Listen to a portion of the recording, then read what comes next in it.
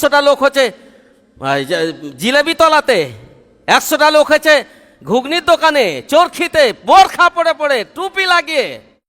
আপনাকে সর্দার সাহেব, মৌলানা সাহেব, যারা সমাজের নেতৃত্ব দিচ্ছেন, যারা গার্জেন, যারা ইসলামকে জানার পরেও মুখ ফিরিয়ে নিয়েছেন, ইসলামকে পছন্দ হয় না, দাঁড়িয়ে রাখা পছন্দ হয় না, খেয়ে আল্লাহ রসুল খেয়েছিলেন ইত্যাদি ইত্যাদি যত রকমের লিখবেন। আপনার প্রত্যেকটা কাজ, মাথার চুল থেকে পায়ের নখ পর্যন্ত, জন্ম থেকে মৃত্যু পর্যন্ত যা কিছু কাজ আছে, দিনে রাত্রে, হাতে পায়ে, চলতে ফিরতে, উঠতে বসতে, আদান প্রদানে যা কিছু আছে, প্রত্যেকটা কাজ রসুলের অনুসরণ যদি হয়, রসুলের পদ্ধতি যদি হয়, শরীয়তের পদ্ধতি যদি হয়, তাহলে জান্নাতে। আলহামদুলিল্লাহ ওয়াহদা والصلاة والسلام على من لا نبي أما بعد أعوذ بالله من الشيطان الرجيم بسم الله الرحمن الرحيم ومن يشاقق الرسول من بعد ما تبين له الهدى ويتبع غير سبيل المؤمنين نوله ما تولى ونصله جهنم وساءت مصيرا وقال الله تبارك وتعالى في موضع آخر ومن أعرض عن ذكري فإن له معيشة ضنكا ونحشرهم يوم القيامة أعمى قال رب لما حشرتني أعمى وقد كنت بصيرا وقال النبي صلى الله عليه وسلم كل أمتي يدخلون الجنة إلا من أبى قيل ومن أبى قال من أطاعني فدخل الجنة ومن عصاني فقد أبى وقال النبي صلى الله عليه وسلم في موضع آخر والذي نفسي بيده لتأمرن بالمعروف ولا تنهون عن المنكر أو لا يشركن الله أن يبعث عليكم وعقابا منه ثم تدعونه فلا يستجاب لكم رب اشرح لي صدري ويسر لي أمري واحلل عقدة من لساني يفقهوا قولي। সম্মানিত ভবানীপুর গ্রামের জুমার মসজিদে আগত বয়োজ্যেষ্ঠ, বয়কনিষ্ঠ, শিক্ষিত, জ্ঞানীগুণী মুসলমান ভাইরা, আল্লাহ রাব্বুল আলামিনের হামদোসানা, গুণগান, মহিমা, গরিমা, স্তুতি, যিনি আমার মতো একটা অধমকে আপনাদের সামনে বেশ কিছুদিন পর কোরআন এবং হাদিসের আলোচনা সুন্নতি পদ্ধতিতে মিম্বরে রাসূলুল্লাহ সাল্লাল্লাহু আলাইহি সাল্লামের দাঁড়িয়ে দু চারটি কথা বলার ক্ষুদ্র জ্ঞানের আলোকে ভাঙা ফোটা ভাষায় আপনাদের সামনে দুটো কথা বলার তৌফিক দান করেছেন। আল্লাহ তাআলা যেন আমাদের যারা এখানে আছেন কিংবা আসছেন কিংবা যারা এবার শুনছেন, কথা শুনে যেন আমরা সবাই যথাসাধ্য, যথাসম্ভব, যতদূর পারব আমল করার চেষ্টা করব। আল্লাহ যেন তৌফিক দান করেন, সকল বলুন আল্লাহুম্মা আমিন। সম্মানিত ভাইরা, এই মসজিদ বহু পুরাতন মসজিদ।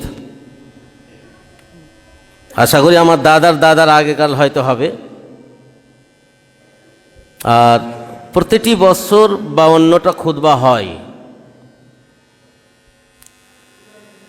কোরআন এবং হাদিসের আলোচনা আশা করি কোনো মানুষ এমন নাই যে আর শুনেনি। বিভিন্ন আলেম বিভিন্ন ভঙ্গিমাতে, বিভিন্ন আয়াত দিয়ে, বিভিন্ন হাদিস দিয়ে আপনাকে আমাকে বুঝাবার চেষ্টা করেছে। আপনার কাছে কোনো অপশন নাই, আপনার কাছে কোনো দ্বিতীয় রাস্তা নেই যে আপনি বলবেন যে আমি এই জিনিসটা জানিনি বলে, এই জিনিসটা জানি না বলে আমল করিনি, এটা নাই।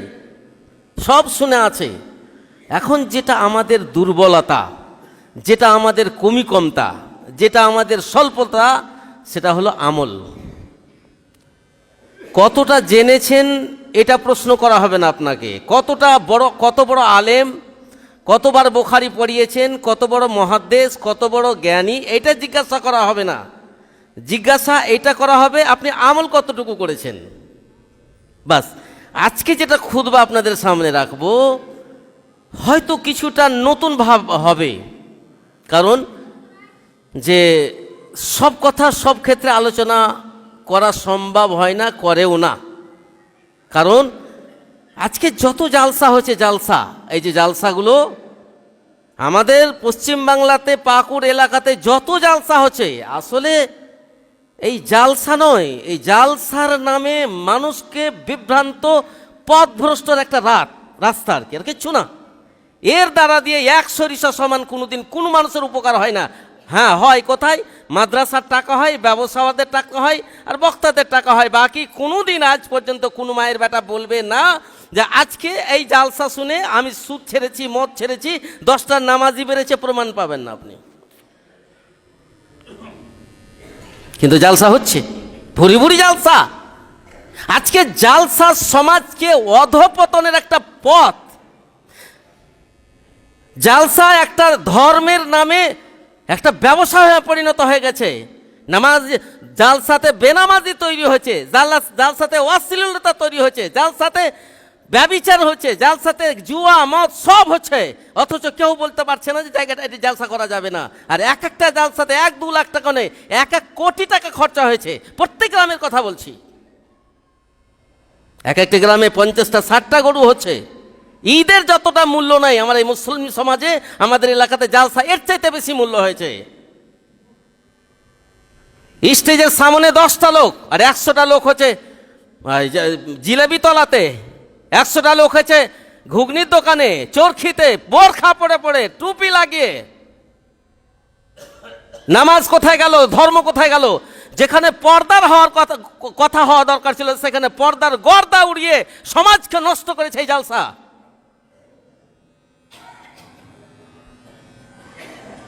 যদি জালসা করে পাপ কামাতে হয়, জালসার দ্বারা যদি পাপ হয়, জালসার দ্বারা যদি মা বোনদের উলঙ্গ করা হয়, জালসা দ্বারা যদি হালালের মধ্যে পার্থক্য না হয়, জালসা দিয়ে যদি হারাম টাকা মাদ্রাসায় ঢুকে, তাহলে এইসব জালসা থেকে মাদ্রাসা বন্ধ করে দেওয়া সবচেয়ে ভালো আছে। যদি হালাল টাকা যদি মাদ্রাসায় না ঢুকে, জালসার মাধ্যমে যদি পাপ হয়। কালকে জালসা হলো, পরশুদিন মনে হয় ছোট্ট প্যান্ডেলটা কত হবে? 10-20 হাজার টাকার প্যান্ডেল হবে হয়তো। আপনি জানেন, আমি দেখা অবধি বলছি, পাকুড় এলাকাতে সবচাইতে বড় মেলা, সবচাইতে বড় মেলা, চারিদিকে মেলা, মসজিদের নামে করবে জালসা। হয়তো 2-4 লাখ টাকা উঠবে, 2-1 কোটি টাকা খরচা হলো, আর পাপের তো কোনো সীমা নাই। আমি কেন কথাটা বললাম? এই জন্য বললাম, যদি আপনাকে সংশোধন করার যদি পথ আছে, তো এই মেম্বারে রাসূল সাল্লাল্লাহু আলাইহি সাল্লাম আছে। আপনি যদি খুতবার মাধ্যমে যতটা শুনতে পাবেন সংশোধন হবে, আর জালসার মাধ্যমে তা থেকে কিচ্ছু হবে না। কোরআন এবং হাদিসকে অপমান করছে এই বক্তারা, কোরআন এবং হাদিসকে অপমান করছে মসজিদ মাদ্রাসার কমিটিরা, কোরআনকে অপমান করছে, ইসলামকে নষ্ট করছে জালসার কমিটিরা। কিন্তু কে কাকে বলতে যাবে? কে কাকে বলতে যাবে? বলতে গেলে তো মা বললে মা মার খায়, না বললে বাপ কি খায়, বুঝতে পারছেন না? বললে তো ঝামেলা, বললেই মসজিদ থেকে চাকরি শেষ, বললেই মাদ্রাসা থেকে শেষ। বলতে গেলে দ্বিতীয়বার মেম্বারে চাপতে দেওয়া হবে না, বলতে গেলে তাকে তালিম করতে দেওয়া হবে না, বলতে গেলে তাকে নামাজি নামাজ পড়তে দেওয়া যাবে না। এটাই হচ্ছে মুসলিম সমাজের একটা ভূমিকা হয়ে গেছে।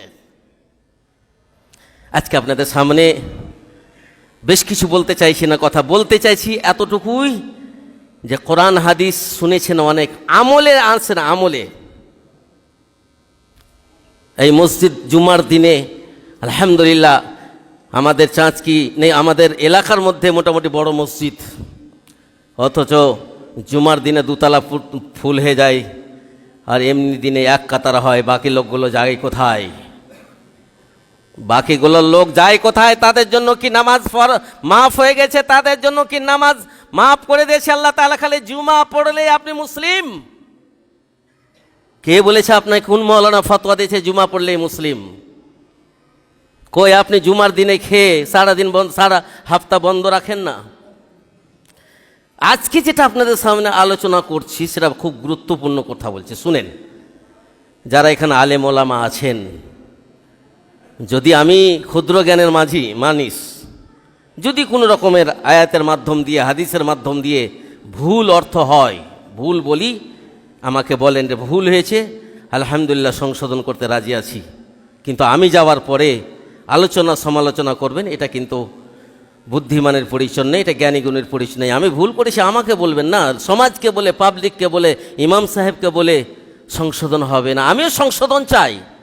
আমি এটা চাই জুমার মাধ্যম দিয়ে এমন খুতবা হোক সমাজ সংশোধন হয়।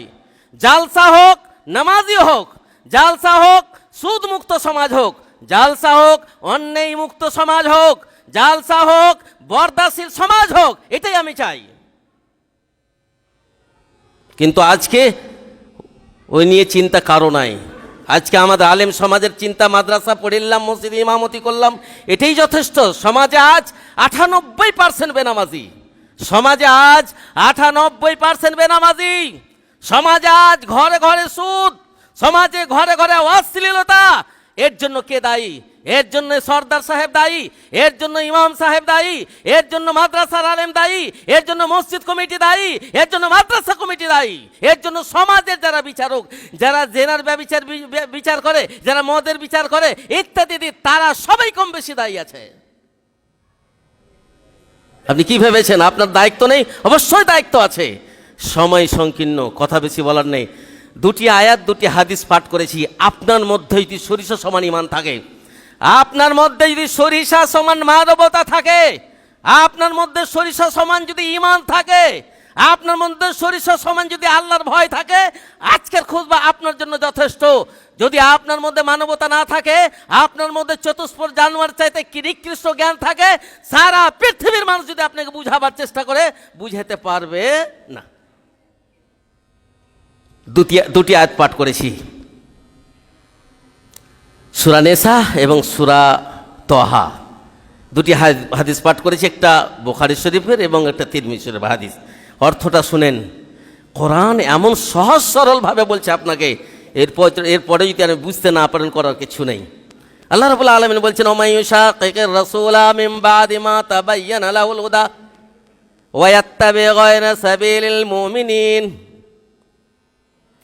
কোনো মানুষের কাছে, মানে আপনাদের সকলের কাছে, মানে আমার কাছেও, যখন হক চলে এসেছে, সত্য চলে এসেছে, কোনটা হালাল, কোনটা হারাম, কোনটা ঠিক, কোনটা বেঠিক, কোনটা করা চলবে, কোনটা করা চলবে না, কোনটা জাহান্নামের রাস্তা, কোনটা জান্নাতের রাস্তা, কোনটা খেলে নামাজ কবুল হবে, কোনটা খেলে নামাজ কবুল হবে না, এতগুলো জানার পরেও যদি মানুষ আল্লাহ এবং আল্লাহ রসুলের বিরুদ্ধাচরণ করে, মুমিনদের বিরুদ্ধাচরণ করে, বিপক্ষে যদি যায় আর সেদিকে নিজেকে অগ্রসর করে, আল্লাহ রাব্বুল আলামিন বলছে আমি তাকে সেই রাস্তাতে চালিয়ে দিই, তার জন্য সেই রাস্তাতে আসান করে দিই, এবং তার জন্য কঠিন শাস্তি রয়েছে জাহান্নাম।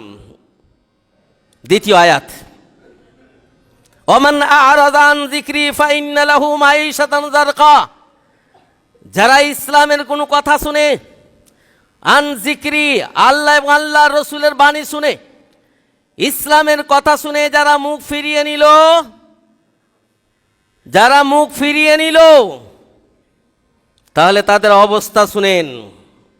অনেক শুনেছেন এটা কথা, যে সুদ খেলে জাহান্নামে যেতে হবে, নামাজ না পড়লে জাহান্নামে যেতে হবে, কেউকে মার্ডার করলে জাহান্নামে যেতে হবে, হক মারলে জাহান্নামে যেতে হবে। এটা কোনোদিন কি শুনেছেন? আপনি শুনেছেন শুনিনি জানি না, আমি বেশ কয়েক জায়গায় তালিম করলাম, এই ভাষাটা শুনিনি। সেটা কি? ওয়া নাহশুরুহুম ইয়াওমাল কিয়ামাতি আ'মা।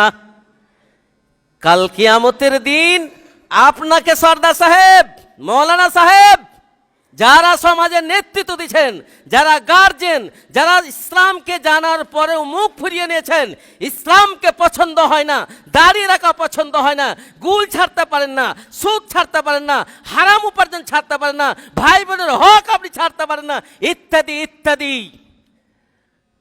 আপনাকে ইসলাম ভালো লাগে না, তো এটা কথা ভালো করে মনে রাখবেন। ইসলাম থেকে যখন আপনি বেরিয়ে গেছেন, ইসলামের ব্যতিরেক যে কাজ করেছেন, ও নাহশুরুহুম ইয়াওমাল কিয়ামাতি আ'মা, অন্ধ করে উঠাবে, কানা করে উঠাবে। কানা, কানা বুঝেন? চোখ যার থাকে না। কাল কিয়ামতের মাঠে সবাই বলবেন, ক্বালা রাব্বি লিমা হাশারতানি। হে আল্লাহ, আমি দুনিয়াতে সচক্ষে দেখেছি, সব কিছু করেছি, আমার চোখ ছিল, চোখের দ্বারাতে দুনিয়া করেছি, স্ত্রী লালন পালন করেছি, ছেলেপিলে লালন পালন করেছি, কাজকর্ম করেছি, কিয়ামতের দিন আমাকে কানা কেন উঠালেন, অন্ধ কেন উঠালেন? এ ভাই, আপনাকে বলছি, ওর মধ্যে আমিও আছি। ইসলামকে ভালোবাসুন, ইসলামের কাজকে ভালোবাসুন, ইসলাম যেটা আদেশ করেছে সেটা মেনে চলুন, ইসলাম যেটা নিষেধ করেছে তাতে থেকে সরে যান, নইলে কাল কিয়ামতের মাঠে আপনি অন্ধ হয়ে কানা হয়ে উঠবেন। কোন মাইল্লাল আছে যে কালকে বলে দিব যে আব্দুর রহমান তুমি আজকে চোখওয়ালা সুচো, কালকে তুমি কিন্তু কানা হয়ে উঠবে, ও ঘুমাইবেই না সারাদিন, যে কে জানি হয় না হয়তো বিশ্বাস অন্ধ হয়ে যাব নাকি। লিমা হাসারতানি আমা, আল্লাহকে বলবে আল্লাহ আমি তো ভালো ছিলাম, আমাকে অন্ধ করো কেন উঠালেন? আল্লাহ বলবেন আহা, কি বলবেন যে আমা কাযালিকাল ইয়াউমা তুনসা, তুমি আমাকে ভুলে গেছিলে দুনিয়ার মধ্যে টাকা পয়সা পেয়ে, দুনিয়ার মধ্যে মাল দৌলত পেয়ে, দুনিয়াতে শয়তানে ধোকায় পড়ে, দুনিয়াতে মানে নিজের গায়ের জোরে, বংশর জোরে, ব্রেনের জোরে, শিক্ষার জোরে তুমি আমার দিনকে ভুলে গেছিলে বলে আজ যেমন তুমি দুনিয়াতে ভুলে নামাজ পড়নি, যেমন তুমি দুনিয়াতে আমাকে ভুলে হালাল খাওনি, যেমন দুনিয়াতে ভুলে অশ্লীলতা বন্ধ করনি, যেমন দুনিয়াতে আমাকে ভুলে যে নিজের মন মতো কাজ করেছ, আজকে তোমাকে আমি ভুলে গেলাম। তখন বলবে কেন? আল্লাহ তাআলা নিজেই উত্তর দিচ্ছেন ভাই, আমি বলছি না একটা ভাষা।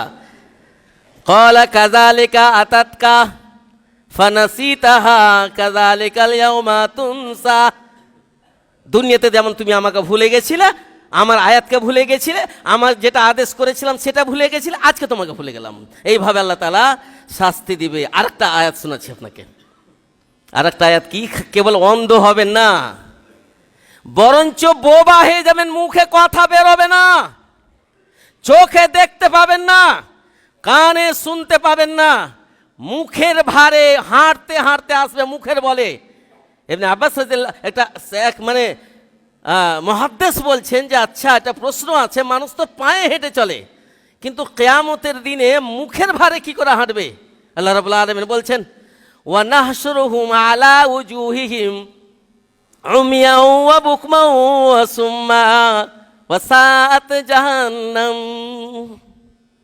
আল্লাহ বলছেন যে মুখের বলে, মুখের ভরে আসবে, উঠাবো তাদেরকে বোবা করে, অন্ধ করে, বধির করে। এবার তিনটা ভাষা কিয়ামতের দিনে।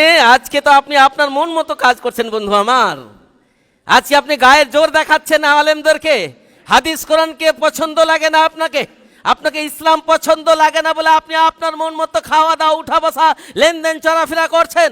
কাল কিয়ামতের মাঠে আপনার জন্য আমার জন্য যদি হাদিস কোরআন মতে আমি জীবন যাপন না করি, হাদিস কোরআন মতে ব্যবসা বাণিজ্য না করি, হাদিস কোরআন মতে যদি আমি নিজের আদান প্রদান না করি, তাহলে আমি বোবা হয়ে উঠব, বধির হয়ে উঠব, আমি অন্ধ হয়ে উঠব, মুখের বালে হাঁটব। এটা হলো আয়াতের তরজমা। এবার হাদিস বলে আমার বক্তব্য শেষ করব, সময় শেষ হয়ে যাচ্ছে।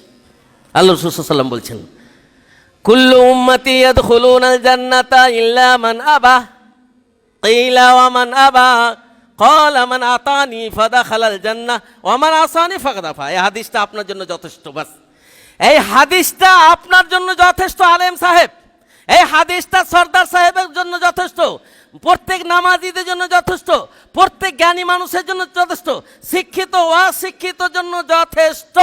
বাস কি বলছেন আল্লাহ রাসূল সাল্লাল্লাহু আলাইহি ওয়াসাল্লাম বলছেন আমার সব উম্মত জান্নাতে যাবে। এতটিক লোক জুমার মসজিদে আছে, সব জান্নাতে যাবে, ওপরে আছে সবাই জান্নাতে যাবে, কিন্তু আবা জান্নাতে যাবে না।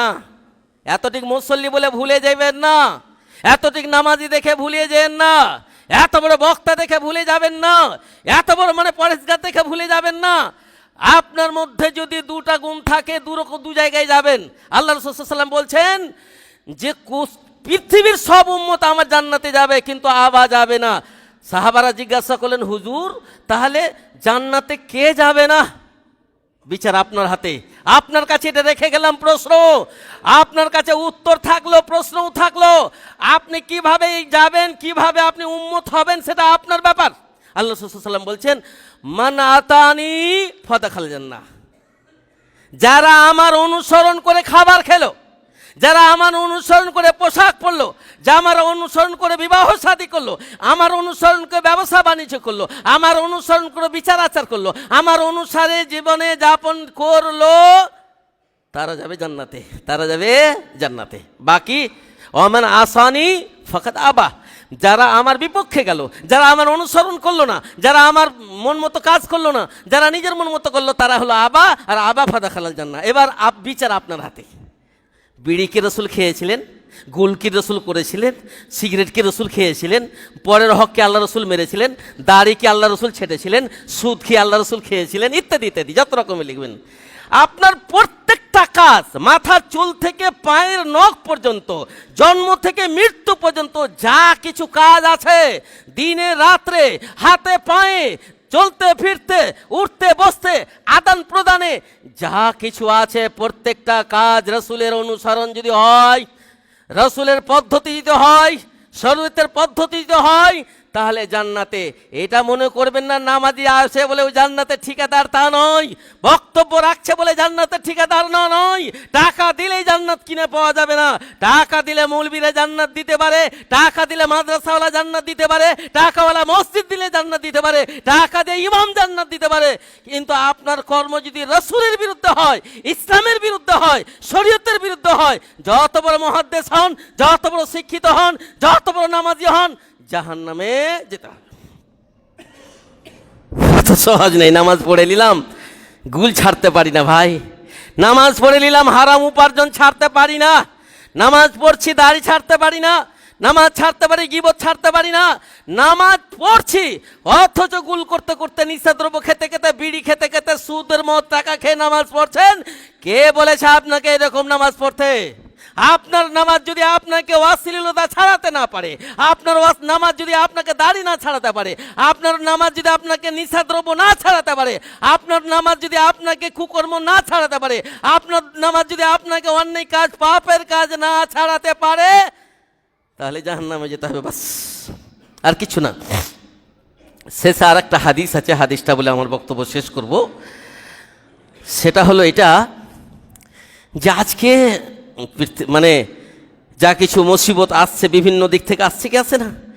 আপনারা দেখলেন কয়েকদিন আগে এনআরসি এলো, কয়েকদিন আগে সিসি এলো, কত রকমের যে আপদ বিপদ আসছে। এখন নতুন হালে কি আছে?